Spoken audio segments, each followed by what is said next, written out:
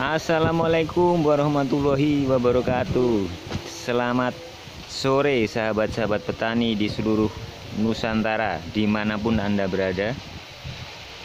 Hari ini tanggal 12 Desember 2022, saya berada di tengah-tengah sawah ini.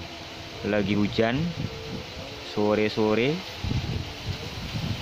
Inilah hasil pengaplikasian pupuk paten. Jadi ada keanehan di sini.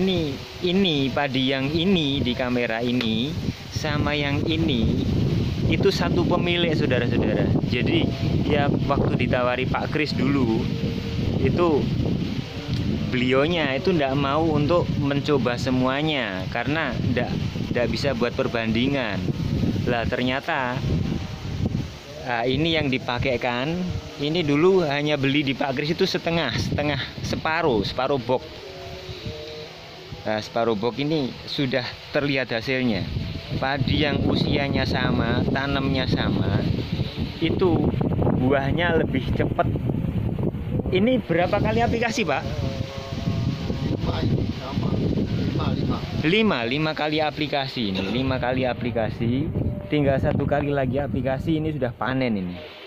Sementara yang satunya, sementara sawah yang di sebelah satunya ini belum muncul, belum ada kemunculan buahnya.